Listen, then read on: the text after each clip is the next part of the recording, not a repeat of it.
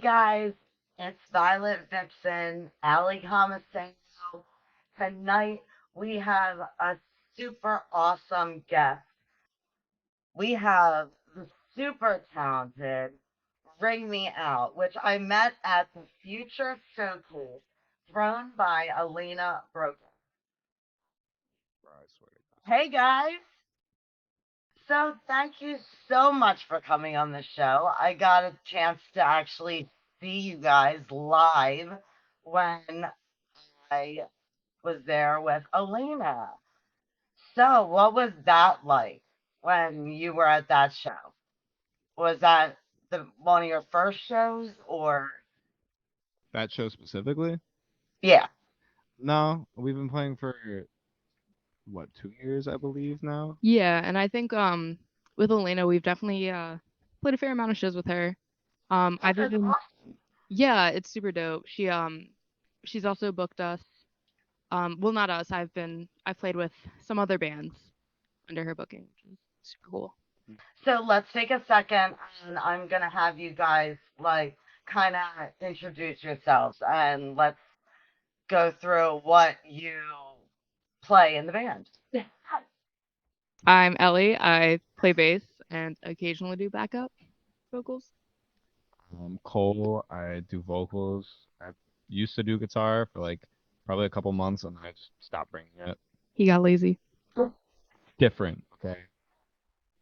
We have Aidan, who is on guitar, and we have Derek, that is on the drums. Yeah, we're just gonna do a little switcheroo with the. How did you guys meet? Most of us met through the School of Rock, specifically the one in Cherry Hill.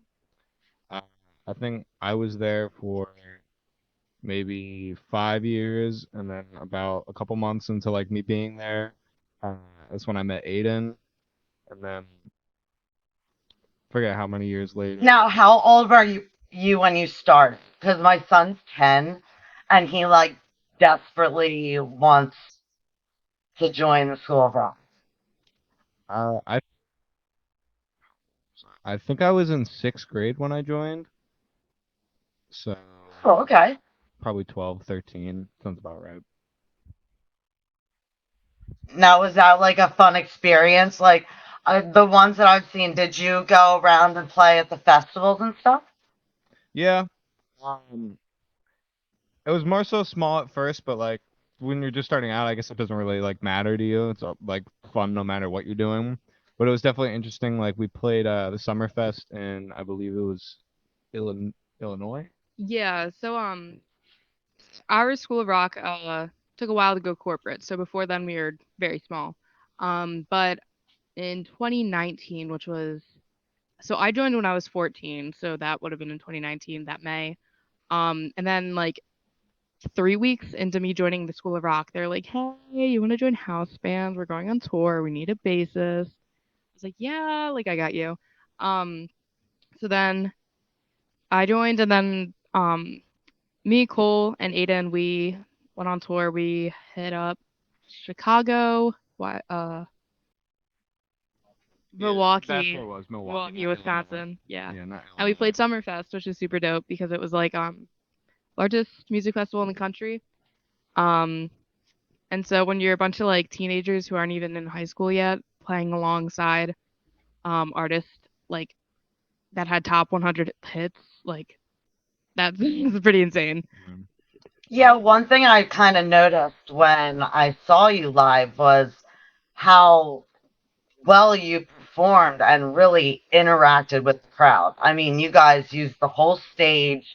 You guys really were switching it up. And not only was it you guys doing your musician thing and your rock star thing and whatever, but you were entertaining on top of that. Yeah. I I will say for that show specifically, I was going into it thinking there wasn't gonna be like much happening. We played there maybe two other times, and it's always good there. Like I love the sound and the stage. Usually there's not a big draw of a crowd, and then we showed up and there was pretty decent, so I had to try more. I, the every video I got was like filled the entire floor in front of you guys. I think at one point you guys had like a little mosh pit going. I mean, they knew every time I would look over, everybody knew like your songs, and they definitely were there to support you. Yeah, that aspect was pretty crazy. It's performing in front of people has always been super fun. Like, oh, this is embarrassing, but when I was in like I want to say seventh grade, I started like a social media account for my bass playing, and I was like 12 or 13, and then overnight it was like I had 14,000 people following me. Um, Wow. so yeah, and I remember I did a cover. I posted covers of just me playing in my bedroom, and then they would get like hundreds of thousands of views. And like I had brand partnerships reaching out to me, and like some of the artists that like inspired me to play bass were like commenting and following me. I was like, "Oh my god." Yeah. So, yeah, I think that definitely played a huge part of getting used to playing on stage. Now, as far as social media, what do you guys like use on the regular? Like some people, they are all about Facebook. Some people are all about TikTok. Some people are all about Instagram. What do you guys feel like you guys use the most? Dude, yeah, probably Instagram. I was gonna say I don't even know if we have a Facebook. Oh yeah, Yeah. we use that term loosely, have a Facebook. But basically it's like we post on Instagram and then we have the setting turn on and like share to your Facebook page. Facebook is kind of for like all the teachers or parents that we have to support us. But a lot of our interactions and following do come from Instagram. Now, speaking of like Facebook versus Instagram, I feel like Facebook, they want to kind of know what genre you're labeled as. As far as Instagram and TikTok, they kind of give you a little bit more of like leeway. Like I mean, they support like the new names that people are giving themselves, the unique names. Um, what would you guys consider your genre? Just like I'd say metal. I can't really think of give the mic to I can't really think of like what specific sound to call it, which made me when we first started writing music, I was somewhat nervous to sound like something that I like, mainly just because like I granted that's how everybody starts out is kind of impersonating who you look up to, and it was surprising to turn out and kind of have a sound that like I hadn't really heard before. Speaking of which, who are some of your influences? Oh. I know for me, one of the my number one influence is probably Nicole Rich from the band Dollskin. Uh, I was I forced my dad to go to Warped Tour on his birthday. I was like in middle school, and I was super into a band Dollskin at the time, and I had never seen them live. Also formed out of School of Rock, but they were going cross country on Warped Tour, and they were all like 17 at the time, and I was like, oh my god. And then I like the whole time I was just like captivated by the bassist. I was like, oh my god, like I want to do that. Um, and yeah, uh, like Cole said, I was at first trying to like replicate what I was seeing on stage, and then over time I kind of developed my own techniques and little habits. I think that helped me a lot as a musician. Yeah, I would say for me like I I feel like my musical upbringing was so weird compared to like the stuff I listen to now, because I was raised on like I'm sorry, there's an ad for Chips Ahoy that came on the I'm TV. gonna put you on the spot real quick. What was the last song that you added to your playlist? I'm pretty sure it was like a Ken Carson song. I've been lacking on the metal a little bit lately. Funny. Yeah, it was Freestyle too by Ken Carson. Yeah. So I've been like I grew up emo. Like my like introduction to music, so to say, was all just like Tumblr, like emo bands. But I've been listening to a lot of hardcore. Last song I added to my playlist, I want to say, my friend's dad's hardcore band that just played a club over in Atlantic City, Fright Train. Fright Train. They got some jammers. Nice. Support those local bands. The song that I recently added to my playlist was Dogtooth by Tyler the Creator. Nice. Uh, I forget what mine was. I just checked it, but I forgot. Okay, what's a song that kind of comes up whenever you're listening to any playlist? I know I have certain songs that I like have on multiple playlists. Um, I don't know. I mean, listen to a lot of Tool songs. Those are cool. No. Or even an inspiration. Yeah. Who inspires you? I mean, right now, I see like the biggest bands are probably like Deftones, Radiohead, and Tool. Yeah, right now, yeah. So would you say, because you guys had like a little bit of like a rap thing going on, you guys had like a little bit of everything. Would you consider yourself falling a little bit under that new metal genre? Um, I I guess somewhat in a sense, but it never is in my head whenever we're making something. It's more so me just like most of the time it's whatever I was like listening to that day. So if I was listening to something like rap that whole day, I probably want to add something, even if it's like newer rap music or like all electrical stuff. It kind of makes me want to see what I can turn it into with this. Awesome. Um, as let's get into some of the upcoming events that you have. You've got, I guess, the one you just had at the Rockwood Yes. in NYC. How was that? It's better than I thought it was gonna be, to be Yeah. honest. So we showed up to the gig. We're walking down the street. This is first time at least I've been in NYC for a long time. It looks like you took a Starbucks and then chopped it in half and threw a bar in there. Um, uh, and then they're like, yeah, yeah, you're gonna play, and we're like, where? Um, it was so small. We had Derek off. Derek couldn't be on the stage. I was on the quote unquote stage. Cole was up there. Then Aidan had to play in front of it. It was super tight and compact, but it was super awesome venue. An experience just because like it was on a pretty busy street and the whole front of the venue was glass, so we could see everyone walking by and stopping and staring at us, which was just so amazing because it was like, wow, like these people have no idea who we are, but they're taking time out of the day to stop and like watch some kids up on stage play Yeah, the songs. I would definitely say the draw for that show was less about the people that were sitting inside watching because being that it was a small bar, there wasn't too many people. I was basically staring my mother in the face the whole time. But it was definitely more so like just people walking by because everyone either stopped and watched for a little bit or at least like slowed down and saw what was happening.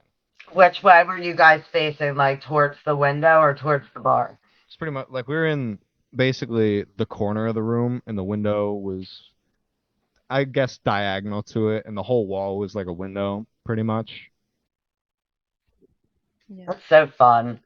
I love those buildings in New York. Yeah, like real like hole in the wall. The But yeah, and then this weekend on Saturday, the day before Easter, we're playing up Rusty Nail. yeah, that's always a really fun time. It's Ardmore, right? Yeah. Yes, Ardmore, PA. Yeah. And your show starts at 5:30. Yes, so doors are at 5:30 and we go on at 10, but there's going to be so many other awesome bands that if you're looking for a night of good live music, I'd totally just popping up. Do you know any of the other bands offhand? Not off the top of my head, but I can definitely find that out. I never know what's happening with shows. Yeah. I'm so It's fine. When we put it on Facebook, we can definitely get the flyers and have the other bands that are playing with them and give them a shout out too. Yeah, for sure. The best part about that kind of stuff is like even if you like sometimes I don't get time or I either forget to look at the lineup for the other bands playing, but then some like they'll just be on stage and I'll be like, "Oh my God, like I know that kid." And so I don't know, it's just there's so many faces that you see over and over again and you start to like build a camaraderie with people either in the bands or that are coming to the shows so often. And it's like really awesome experience. It's like a mini tour because you guys are going through New Jersey also. You're Asbury Park, Yeah. the Stone Pony. Yeah. April 15th. 15th. Yeah, April 15th. Um, are you guys on it too, or is that when it starts? I believe it does start at 2, but then we also go on at 2. We're opening up the night. Um, yeah, honestly, like it's the Stone Pony. Like we're also excited to play like such an iconic venue in Jersey, and I grew up probably since I was like 10 years old going to shows all over the area for like bands I love. So there's been so many shows that I've seen at the Stone Pony that just I like have family that lives out there, and they're always like raving oh my about God, yeah. Yeah, I'm pretty the sure. Stone Pony. Like, Yeah, so that's a fun one if you're in New Jersey. yes. And then you're back in NYC at the bitter end. These are such fun names. Right? And they're like And that's on Sunday, April 30th, Yeah, I didn't. right? I'm just now learning that show was in New York. I thought that was in Jersey this whole time. I thought we're in North Jersey, and that's Clifton, right? no, that was Dingbats. Oh, then I Yeah. don't even know what I'm thinking. Yeah, but You guys just like pick coolest names, places, and are like, oh, I'm just gonna I just play here. That's the problem. I never know like our schedule. Like I'll be like, okay, I'm gonna leave the house now. She's like, what are you doing? Pack your stuff. We have a show today. I'm like, oh, I didn't know that. yeah, like That's why I don't handle the promoting. yeah, exactly. We got lucky enough to get parents to do that. um, So I kind of heard from a little bird that you have an upcoming album. looks like the little birdie is about to get knocked out. No, it's not a secret, but yeah, we've been recording the past couple months. Uh, What can we expect? To expect. You know, I guess decent music. You said. at best, music. That's yeah. I would say not to sound pretentious, but definitely something different. Like I'm very, very happy about how like this record will end up sounding, mainly because like the whole time my what I imagined and hoped to happen was like a combination of like everybody's sound because originally like Aidan listened to more classic rock. I think Derek was more metal. Ellie was more punk, and I was more like, I guess a little bit of like rap, but and also metal. So it was interesting to see like you just throw it all together and get something new out of it. And something that doesn't sound like Limp Bizkit. Yeah. It's really I think we got lucky with that one, not ending up like Limp Biscuit. But yeah, it's super awesome. I think the first time the our first original can I leak the name? Yeah. Go. Gioconda. It's Italian for something. I believe it's either Italian for like pale faced woman or it's a song about the Mona Lisa, basically. Oh, that's awesome. Yeah, and then we wrote it, I think a couple rehearsals. Um and then we played it here and there and it was like, wow, like we have this singular song. It's not really going anywhere, but then we went through this period where we just started knocking out songs like left and right.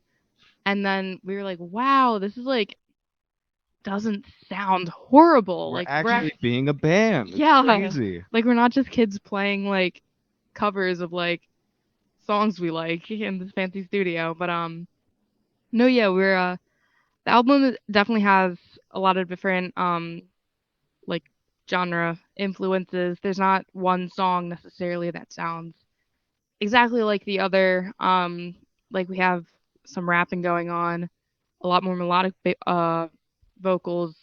I play bass chords at one point. So yeah, I think there's just a whole lot of everything thrown into this. It's a A friend of mine, he taught at the School of Rock, and he said that your generation, you guys just learn everything. Like you going in there, you basically walk out of there and just know it all. Yeah, I'd say that sounds about right. Do you feel that you get like from doing the shows from School of Rock? Do you feel that that gave you that extra oomph on stage, like to be able to use the whole stage to perform and just the interaction with fans? I would say not necessarily the School of Rock's teachings, but definitely being there for so long with each other and playing with each other longer for than the bands existed has definitely helped with the uh, precision of playing with each other and kind of just being able to play off each other as well. do agree. And like back with School of Rock, like I said, I grew up playing like pop punk or like bands playing Warped Tour, like that was my thing. And then my second School of Rock show ever, I was thrown into like this Woodstock themed show and not like the Y2K show. And I just remember I definitely did cry over it. So, are you a big Blink 182 fan? Yes, fun fact, the lead singer pushed me in Las Vegas. That's another story. But If uh, you like bands, I have a band for you. They're from Florida. They're awesome. 408. ooh, I'll have to check them out. Yeah, they actually have a song about Mark from Blink 182. Like, it's kind of great. That's awesome. Yeah, but like But as far as back to your release date, do you have one? Do you know like a time period that you're thinking about releasing your album? There was like a couple weeks that we didn't even know when we were gonna do the bass, so yeah, I probably not. yeah, I'm scheduled to record final tracks for bass next week cuz spring break. And then after we finalize bass, we're going to get Cole over to do some vocals and then it'll be mixed and then bam. Mastered. Yeah. So I'm thinking maybe like Probably June. That June. sounds about right. Yes, beginning of summer. Will you let everyone know on Instagram, or will that just be released onto YouTube, or where do we go to look for it? I mean, we'll probably end up promoting it a bunch beforehand. That's Oh my God. I put the TVs on in the background, which I don't think you can. It's fine. You can't really even see it. Yeah, and then it just like because I could see it in the reflection. There's a window in front of me, and I see that Jesse breaking. Pinkman. Yeah, the Breaking Bad like chips ad keeps throwing me off. But Just think of it like the flashing lights at a show. yeah, I have to pay attention. What were we talking? So, can you tell me a little bit about the songwriting process? Sorry, my dog. My dog has to sit here through everything, so. Yeah, my dog's the same way. He has to be the center of attention. A lot of times, The same way. yeah, a lot of times Aiden comes over with like this really cool riff idea. You wanna say something? Yeah, I'm gonna hand over the mic to him because he usually Usually, at least starts with most of Yeah, it. I mean, like, I just kind of like, I never just decide to write something. I'm just kind of like jamming on my own, and then I do something. I'm like, ooh, that sounds pretty cool. And then I record it on my phone, and then like whenever our next rehearsal is, I kind of just play it, and then I just hope that they like it. And if they do, it becomes a song eventually. If they don't like it, we don't play it. Now, do you basically go into the studio and like sit down and kind of come up with it on the spot? Or do you kind of pull it from things from your everyday life and kind of keep a mental note of things that happen and kind of use that in your songwriting? Uh, you mean that in like a lyrical sense? Yes. A lyrical That sense. like I don't know. I've been, I believe since like the start of high school, I had started writing a lot, and like I just I guess that would kind of be for him also, but I mean, like, I'm just wondering, like, do you guys pull ideas from your everyday life, or do you guys just kind of go in and you're like, okay, this is what we're doing, and kind of make the song right then? there are some times when like I think we come up with somewhat of a structure.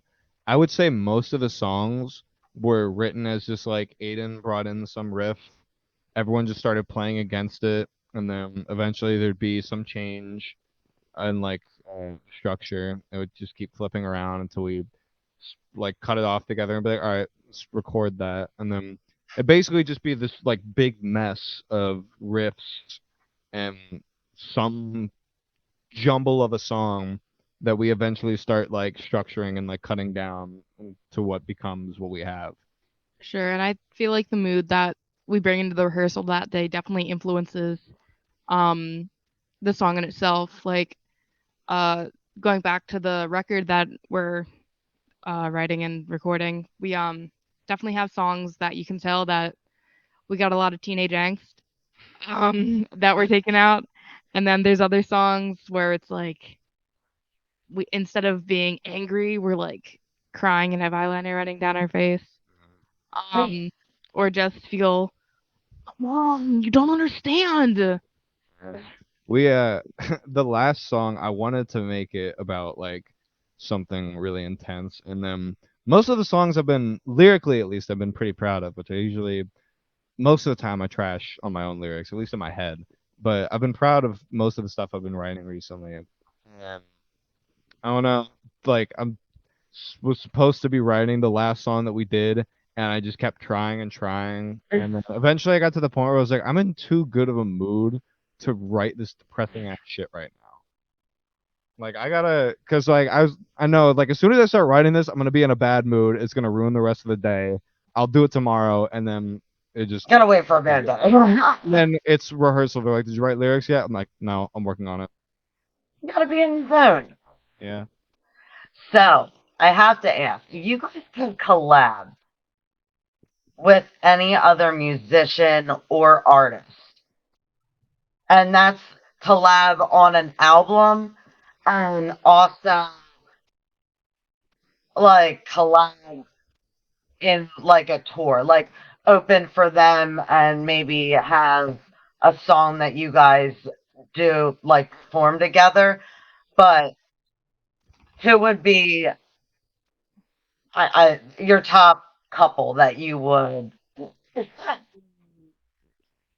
know Derek has an answer. Uh, so if you don't know me, I thoroughly enjoy Tyler the Creator. So doing a song with him and a live show with him would be like everything to me. So yeah, that'd be cool. Yeah. I'd probably say like I'm a big fan of very weird music, and I like the experimentation and the art that goes into it. And I'd say one of the last more experimental artists I've been listening to is JPEG Mafia. So I would like to. It'd be interesting, just the different soundscapes that he creates and these odd liminal feelings that can come out of simply just like music is so interesting to me. And to combine that with what we're doing, I think would definitely be something worth paying for. Yeah, I going off kind of what you said, I feel like I'd want like playing with Frank Zappa would be really interesting because I feel like he, especially like in his songs, every instrument is used in a way that it's not supposed to be, which would be awesome. Which is just all over the place, and I love that kind of stuff. But also, I grew uh, up going to Warped Tour too, and I just love like that whole vibe. So yeah, I totally get where you're coming from with the choices. yeah, and then I've also like really been into my local hardcore scene, or I guess the Philly hardcore scene. Um, so I think any of the bands that come through, I just Have you really heard Nail Bite?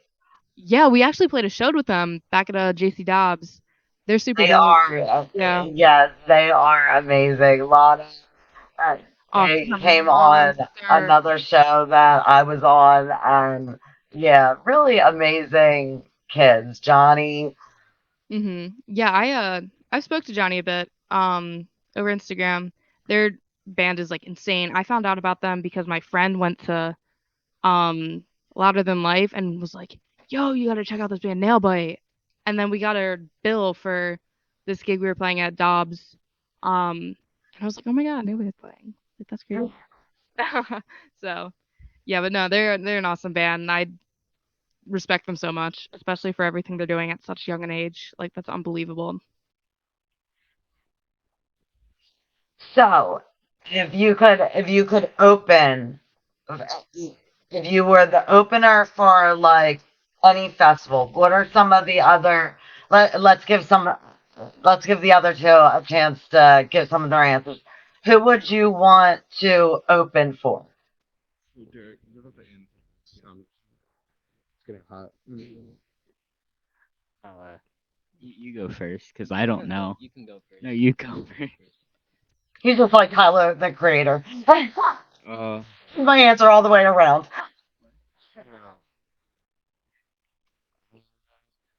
hmm.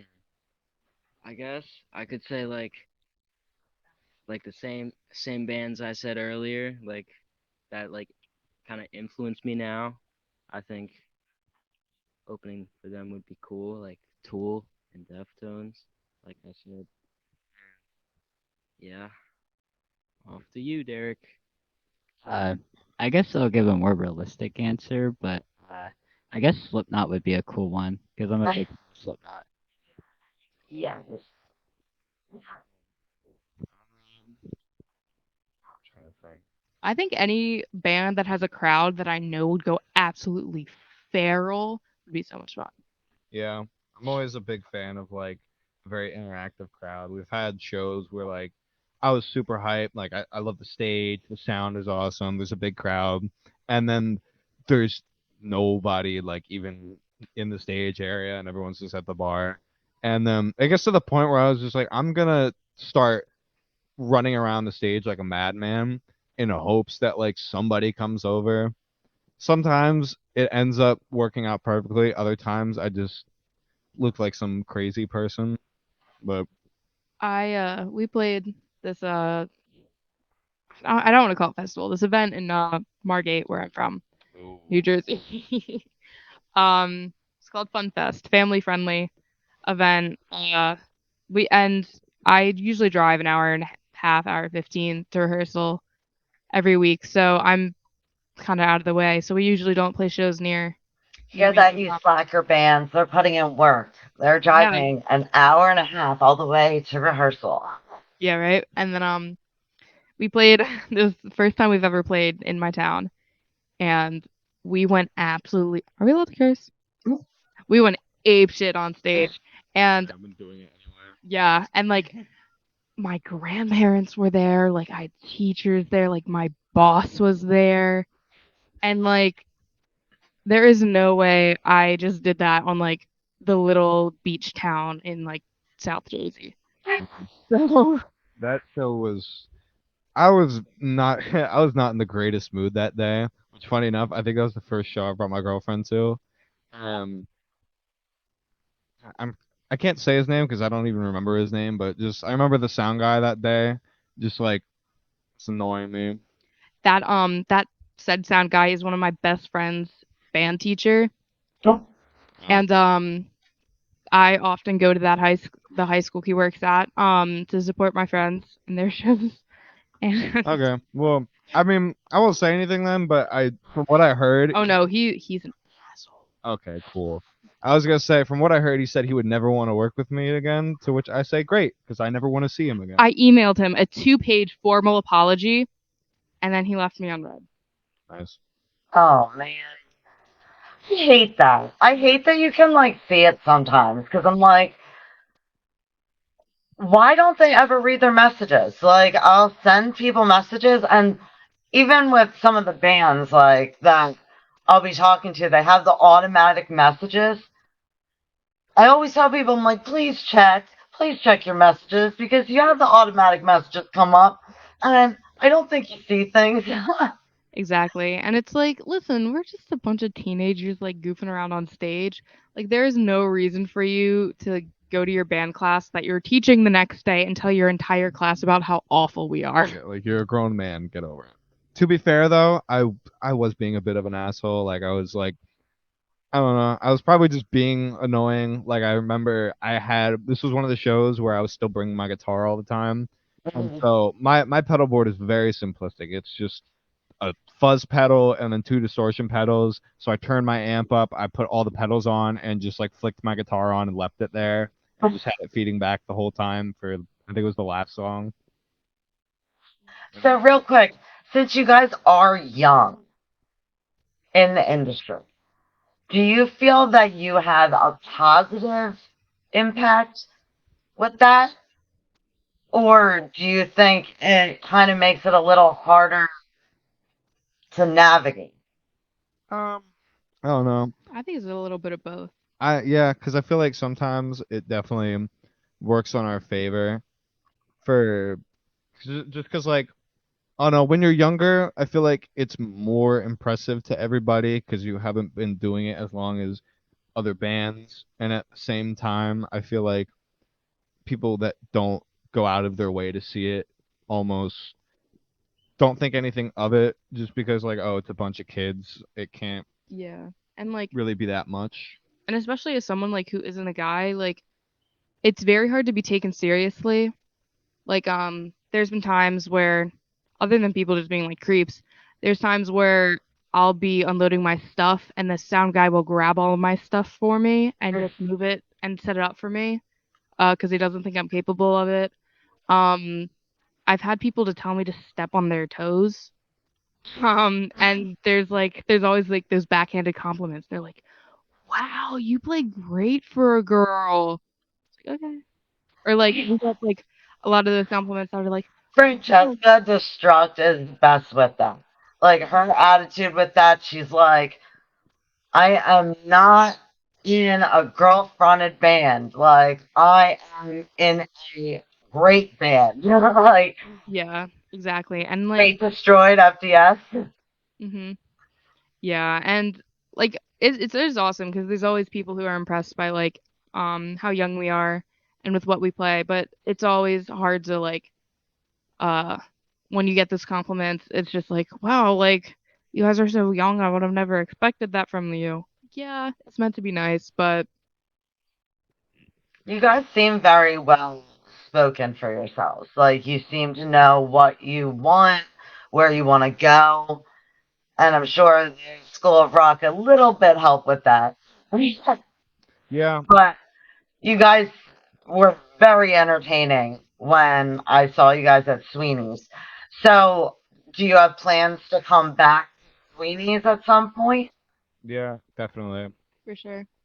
Yeah, we like we're from South Jersey, so we try and play as many shows as we can around here. Um, so We're all kind of far away from each other, so yeah. it almost gives us more ground to cover. Mhm. And plus, like, even if we get like no draw from a show, just being able to like get our names to like one person who's never heard us before, like that's one person that And tell more people. yeah, that can tell their friend or can tell their sister, can tell their brother, can tell their parents, and yeah, as long as we can entertain one person. Oh yes, sir. Well, I don't want to hold you guys up too long because I know you guys all have to travel and this is like your designated record time, but or rehearsal. But real quick, I just wanted to go over again Sunday, April 2nd in New York City at Rockwood. Yes. So that was You're playing at 4. On Saturday, April 8th, you already played Rockwood, sorry. Okay, Saturday, April 8th, Rusty Nail in Ardmore, PA, yes. and that's at 5:30. You've got Saturday, April 15th at the Stone Pony in Asbury Park, and that's at 2 p.m. And then you've got Sunday, April 30th at Bitter End, and that's in NYC at 1. Yep. Yeah, You got it. sounds about. I mean, what do I know about the show dates? But sounds about right. Yeah. And I will definitely be posting your music all over my social media. And let's get, I hope to have you guys on in the future once you do get your album out. Like, I'd love to have you back to talk about it and to kind of hear some more about what you have going on because I can tell from the show that you guys are going to be big. Well, yeah, and thank you for sticking around for catching our set, and thank you for inviting us to be on the podcast. It means a lot. And for anybody who caught in later on, Wring Me Out, they are awesome. They are playing everywhere from Pennsylvania to New Jersey to New York City. And I am so happy to have had you guys on. And it was so great to see you guys live. As far as merch, do you guys have a place to go for merch? I'm sure most of my other bandmates agree, but for sure we're trying to do like a rebranding of the merch before Okay. like we put out the EP because like it was cool at first when we were just doing covers, but now it seems more so like I always thought it was a little like not goofy, but like childish. Yeah, like we don't have a website officially for merch, but at our shows we have like stickers, buttons. And at this point we're practically like giving out old t-shirts, but we do have new merch in the works. So probably Uh, when the album drops, there'll be something new. so everybody can kind of look out on Instagram for that. Yeah. Yes. Awesome. Okay, thank you guys so much for coming on. It was wonderful. I Thank look you. forward to seeing you guys again. Until next time. Yeah. Until next time. Thank you. Bye. Hey guys, that was the awesome Ring Me Out band. They're just amazing and they're so nice. And they're kids. They're so young and they're so good. Anyway, you can find all of their music and upcoming events and everything on social media, on Ali Commissaro on Facebook. We've got Violet Vixen on TikTok and on Instagram. And also, I mean, look them up. They got YouTube, they got Instagram. I mean, follow them, like them, watch them, overwatch them. Thank you so much, everyone, for tuning in. I hope you have a great night.